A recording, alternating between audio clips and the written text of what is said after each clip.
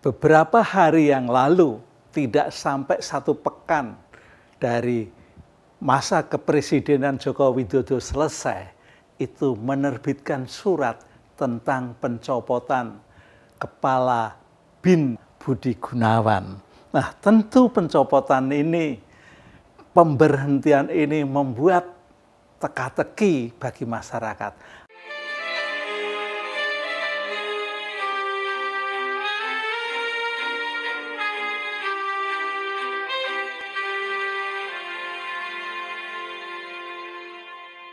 Ada apa lagi sih presiden kita ini, Joko Widodo? Kok ya aneh-aneh sih? Tinggal sekian hari lagi, ya. Kok ya masih mencopot, masih memberhentikan dan mengusulkan kepala BIN yang baru, ya. Dan itu sudah ada keputusannya tertuang dalam surat yang diterbitkan pada 10 Oktober yang lalu. Ya, kalau 10 sampai tanggal 20 kan berarti 10 hari lagi dia sudah lengser. Apakah dia ingin melantik sebelum itu? Tentu nggak mungkin, karena DPR yang memiliki kewenangan untuk melakukan uji kompetensi melalui fit and proper test itu. Nah, jadi ini semua membuat teka-teki, tetapi setelah saya mendapat informasi ternyata ada sesuatu hal yang baik gitu, karena dengan surat itu dikirim ke DPR yang diterima tanggal 15, ternyata DPR langsung gerak cepat untuk melakukan tindakan-tindakan, karena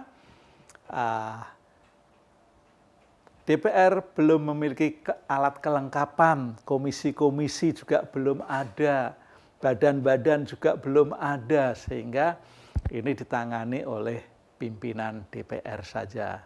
Nah, kira-kira bagaimana netizen? Apakah DPR juga akan menyetujui? Karena calon yang diusulkan hanya 1, tentu ya mau tidak mau itu aja yang diterima. Ya. Lalu siapa yang akan melantik nanti? Tentu nggak mungkinlah Presiden Joko Widodo yang melantik misalnya pada hari Sabtu tanggal 19, ya. Memang itu kewenangan. Tapi saya juga mendengar mungkin itu dialog waktu di Solo ketika makan siang yang perbincangannya lebih dari 1 jam itu, ya. Ada perbincangan tentang Budi Gunawan yang dicopot, ya. Tentu sudah diperbincangkan dengan Presiden terpilih Prabowo gitu. Nah, tentu ini juga menjadi sebuah sebuah jalinan yang baik agar transisi kepemimpinan, kepresidenan ini nantinya berlangsung dengan smooth, dengan lancar, tanpa ada gangguan. Nah, teman-teman, ini semua sangat penting, dan ternyata Pak Presiden terpilih ini juga menghendaki bahwa kepala BIN nanti bisa dilantik secara bersama-sama, ya, secara bersama-sama dengan kabinet yang akan diumumkan dan dilantik setelah Presiden terpilih juga dilantik. Nah, tentu saja ini semua sudah menjadi perbincangan antara Presiden Joko Widodo dengan Presiden terpilih Prabowo Subianto. Jadi tidak aneh. Dan yang paling mengherankan menurut berita dari Businesscom, ya, ketika Pak Budi Gunawan ini bersama dengan Pak Presiden pergi ke Aceh, ya, dia masih menemani, dia masih baik, ya, bahkan dalam kesempatan bahwa dirinya tahu itu sudah dicopot atau boleh dikatakan dipecat, ya, dia tetap memuji kebesaran, kebaikan dari Pak Presiden ya, Joko Widodo, ya, dan diakui, ya, tingkat kepuasan masyarakatnya di Indonesia ini terhadap presiden juga tinggi. Bagaimana profil dengan kalangan dunia itu juga baik, ya. Pujian-pujian dari Pak Gunawan ini juga sangat baik, ya. Karena memang tidak banyak artinya lah dia dicopot dalam hitungan hari dari masa kepresidenan Joko Widodo selesai ini.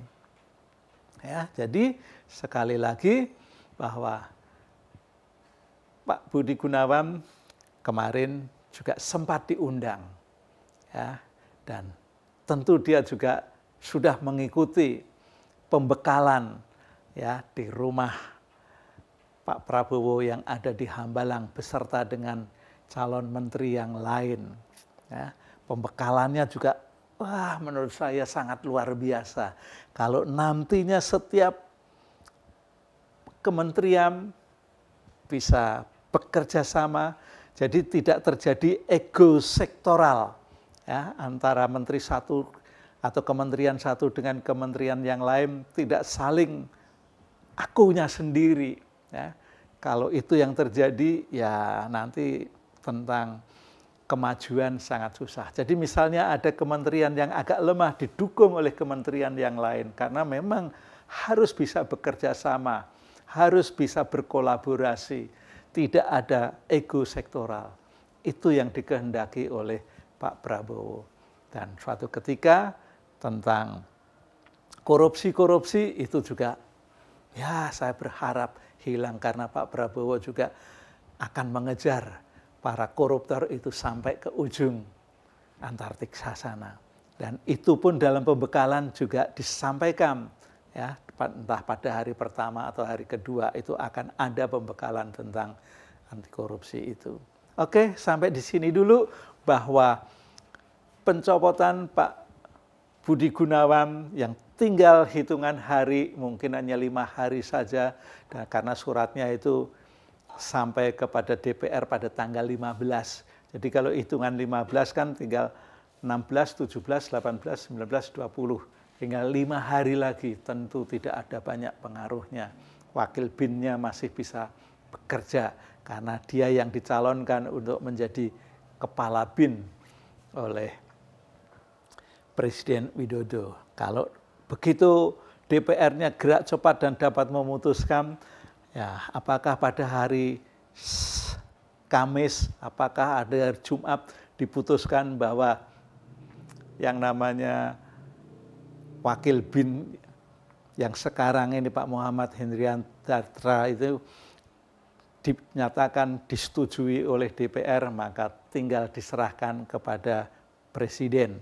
Dan Presiden tentu yang masih menjabat hitungan hari ini tidak akan melantik, tetapi yang akan melantik adalah Presiden Prabowo bersama-sama dengan kabinet barunya, kabinet yang dibentuknya untuk 5 tahun ke depan. Oke, sampai di sini kita sampai bertemu pada bagian yang lain. Bye-bye.